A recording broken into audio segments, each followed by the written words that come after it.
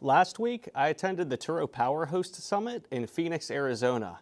In this video, I'm going to go over the top 3 takeaways that I learned from talking to other hosts and networking, going to panels, and having various meetings at the Turo Power Host Summit with some of the top hosts in all of the United States. As Pittsburgh's largest power host, I quickly learned from a lot of mistakes from being in this industry. And in this video, I'm going to talk about what I learned from other hosts and how you can improve your Turo business or start one and make sure you're successful. All right, guys, so I flew all the way from Pittsburgh over to Phoenix, Arizona for the Turo Power Host Summit that I was invited to. I was excited because this was the first Turo Power Host Summit I ever got the privilege to attend. I was also invited last year, but didn't go because I had conflicting obligations. But this year, I was able to go and attend my first one, and I actually did learn a decent bit. And the most important thing I got to do was network with other top hosts in the United States and learn from their mistakes and hear what's going on. So my number one takeaway, which this one kind of blew my mind, this was the most surprising thing I learned there so far. A lot of Turo hosts aren't actually making money. I know that sounds crazy, right? Why are you doing it then? And when I say they're not making money, it's not the top hosts I spoke with because they're doing extremely well and run very, very profitable businesses. It's some of the guys that maybe just hit power host status or they attended the conference to learn a thing or two. But when speaking with them, I quickly realized why they're not making money. They didn't know their numbers. I couldn't tell you how many different hosts I spoke with that couldn't tell me their margins, their overhead. A lot of people didn't even understand how much their car payments were. And then when I asked them what their profit was for the end of the year, everybody looked at me with blank stares. I heard crickets. That one really threw me off. I was expecting every single person there to know their business, and the way I look at things when I run a business, I want to know my numbers. I want to make sure everything's completely tracked. I want to have every expense notated. I have everything organized by my bookkeeper, and I look at my numbers daily and then intensely weekly to make sure that we're hitting all of our KPIs, which are key performance indicators. After speaking with some of the more inexperienced hosts, I actually felt pretty bad because they weren't running this like a business. They were thinking, oh, it's a side hustle. I throw a car out there, it gets rented. I'm making money because there's still money in my bank account. These hosts failed to realize there's things like depreciation, labor costs, and just overhead that they were not accounting for. Some people simply wanted to make their car payments. Then others, like the more experienced hosts I talked to that were actually doing numbers like I am, were making a killing, making multiple 6 figures doing the business. While others, they were just completely lost. So some people may seem like they know what they're talking about in the Turo business, but don't take advice from anybody. Make sure that their profile actually has reviews. Make sure they're running a legitimate business, because I can't tell you how many of these hosts are not making money out there. And that's why you cannot take advice from just everyone. And these same hosts were the ones that were having the most complaints about Turo.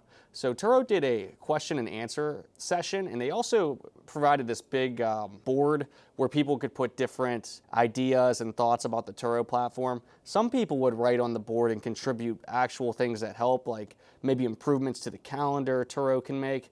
And others were just writing complaints and actually seemed to be upset at the conference. I mean, I guess maybe I would be upset if I weren't making money either, but just keep in mind, it's not Turo's fault these people aren't making money. It's because they're not doing the business the proper way and they're not following the right guidelines to actually be profitable. Any business that you run, you're going to want to make sure you look at your numbers and know your overhead, and that's where I saw a lot of hosts failing. So just to give you an idea of some of the complaints I was seeing. One person wrote on the board that they were upset that Turo got rid of CarSync. For those who don't know, Turo used to have an open API which allowed other softwares and platforms to hook up to Turo to help with advanced analytics. One of these earlier softwares that was developed was called CarSync.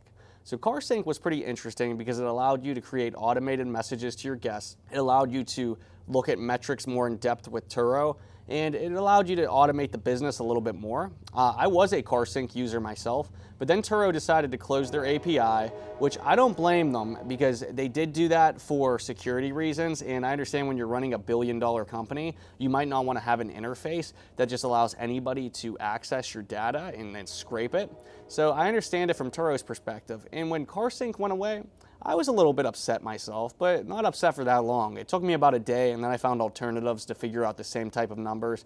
And then Turo's done a very good job of creating a system that allows you to still automate a lot of the processes as time's rolled on. But that was one of the complaints I've seen. A second complaint I saw were people complaining about the calendar. So Turo has changed the calendar maybe 3 different times since I've been a host now, and I'll tell you what, none of these changes have ever affected me.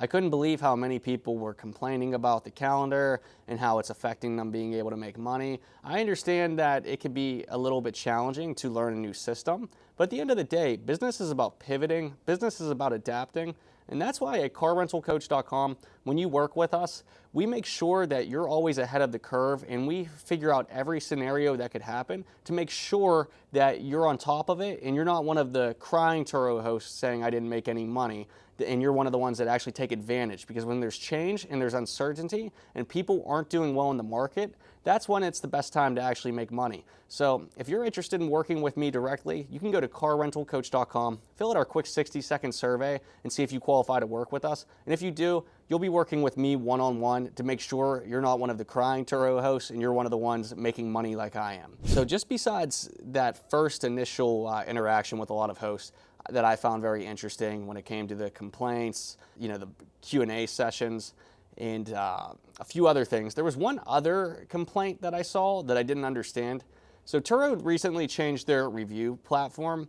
So right now, if somebody doesn't review your trip, what happens is it gets counted as a 0 out of 5 stars. I don't actually like this metric, but I'm not going to complain about it because a lot of people are noticing that you have guests that simply don't review your trip, and now that counts against you. Turo's logic was that if somebody doesn't leave a review, that means they weren't happy with their experience. I would personally disagree with this, but I'm not going to complain about it because complaining doesn't make you any money. Instead, I've just adapted my messaging to guests to make sure that I get more of these reviews. And actually got to speak with the CEO of Turo about it. And I thought from his perspective, it makes sense in his position. Let me tell you what though, the CEO, Andre, very cool guy. Here's a photo of us actually with me and Peter. I actually thought it was really cool to meet the CEO of Turo and pick his brain about things. And I could tell that the guy has a great head on his shoulders, and Turo is going to continue to grow and become a leader in the market. And Turo doing well means we do good, guys. And I don't just rent cars on Turo. I do use other platforms like GetAround, HireCar, and private rentals. But Turo is definitely a pillar of the business and one that I recommend everyone do, especially if you're somebody new into the car business. But even if you do private rentals, it doesn't hurt to have the cars on Turo and also do them privately. Takeaway number 2 from the event. So I was fortunate enough to stay in a Power Host house. It was really cool. I stayed in a mansion, Airbnb, with about 20 other people, some of the top hosts in the entire United States. Some of these guys are great friends of mine, very cool people. And I learned a lot from each one of them because everybody seems to have a different strategy when it comes to Turo. And that means having different types of cars and sourcing these cars differently. So let me tell you what I noticed is different about certain markets. So certain markets that are more saturated, let's say the Las Vegas market, for example, you might have to buy cars that are a little bit newer. And when I say newer cars, I'm not talking about buying luxury newer cars. I'm talking about economy. And personally, I would still buy these things used, even if it's only a year old and say 20,000 miles on them, because you want to make sure that you get that depreciation curve at the right time when sourcing the cars. Because when you buy the car, that's really when you make your money on this platform, because you got to think about your exit plan, because one of 2 things are going to happen to the car. Either one, it's going to get totaled, which I'm an expert at insurance, so I'm always very happy when that's the case because we usually do very, very well. And number 2 is that you have to sell the car because it just becomes too beat up, too bad to put on Turo. I also have a few other ways if you work with us at carrentalcoach.com that I think will maximize your money. But those are the 2 most common ways from talking to other Turo hosts on how they get rid of the cars. So that being said, some markets you do have to buy maybe a little bit newer. In other markets, certain cars work better. One guy I met in Colorado, he runs a fleet of completely Jeep, all Jeep Wranglers and Jeep Grand Cherokees. Other markets, you might find that Nissan Versas and Mitsubishi Mirages do well because you have people that are just driving around that want to be more economical on gas. But you could tell, like a place like Colorado, I could see how both would work for different markets. And it depends what market you really want to serve. So when I analyze any market for any client that we work with and doing my own research, I use a variety of tools to do a market analysis and to dig deep into what cars are actually profitable. And then I also look at the reliability of those cars, because it's not just about the quick buy, it's about the long term when you're talking about making money in this industry. And I go from there and I do a deep dive. And that's why I do think that different cars do work better in different markets. And that's what I found working with over 100 clients so far at Car Rental Coach. And basically, you want to make sure you do your research. You don't just buy any car. Don't buy a car because you like it, because it's a cool car you want to own. Make sure it's something that's going to rent in your area, and make sure you're figuring out a specific avatar of person that's going to be renting this car. Second thing that I learned as well about how these hosts are doing things a little bit differently. One thing everybody had in common is everybody that had cash economy cars or were able to finance at good rates for these cheaper economy cars were the ones actually making the most profit. Time and time again, when I talk to people, their best cars were always a few years older, economy, and usually under the $15,000 price point. I've talked to guys that bought $40,000 cars, even up to $70,000 cars, and after doing the math on them, they weren't making any money. They were lucky to make the car payment, and they have cash flow coming in. So when you have cash flow coming in, especially positive cash flow, you're thinking, oh wow, this business is working. Wrong, because when you go to sell this car, you have to look at the depreciation. For example, I recently got approved to buy a Tesla Cybertruck. Okay, I wanted one. It was something that looked really cool. I got approved. The payment on this thing would only have been like $400 a month. And this was for the Cyber Beast, so their top model. I was thinking, cool, I could drive this, rent it out myself. But then I thought, George, does this make any sense? Let's do the math. Well, I looked at the depreciation on these things, and just recently they were going for $100,000. A few months later, you could buy the same car for $80,000. So after doing the math on what I could actually net with a car like this, I realized that by the end of renting this car for a year, I would have actually lost money renting the car, even though on paper would it look like I was making it. Because when you lose 20 grand in a year just on depreciation, and who knows, it could be even steeper than that in the future, there's no room to actually make money renting the car. So I told myself, if I want to buy a Cybertruck, I'll buy one for myself, and it's just going to be a personal car. You don't want to mix business and pleasure. So again, I was almost tempted myself, so I see how you guys can be tempted out there to get those type of cars. Don't do it. The money doesn't make sense, and at the end of the day, we are doing this to make money. When we do Turo, we want to win. We're not doing this so we can make some positive cash flow and then at the end of the day, lose money. So after talking to a lot of other hosts in the house and hosts at the events, I realized that those economy cars are the most profitable, and those are the people that are actually doing well on Turo. And those are the people that I would take advice from, and that's why I always recommend doing economy cars, guys. Don't get lost in the sauce, okay? The third major takeaway that I learned from this event is Turo has a lot of stuff on the horizon.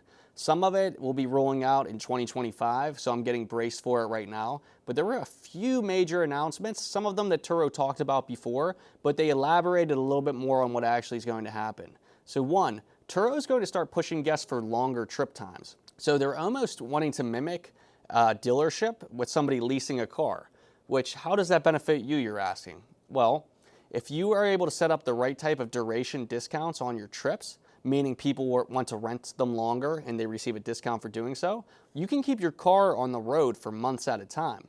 So now you don't have to deal with people returning the vehicles, having to detail them, check them out, and spend all the labor and time to get the car ready for the next person. You can give your car to one guest. They might rent that car for 3 to 6 months, meaning you're getting paid every single day, giving them a small discount for doing so. And now you have none of the actual overhead when it comes to the workforce and labor taking care of the car. Sure, you'll still have to do maintenance on the car, but the way I schedule it, I'll have a guest go and get an oil change themselves and I'll pay for it over the phone, or if a tire needs replaced, anything like that, small jobs, I'll have the guest actually do it so I'm not wasting my time.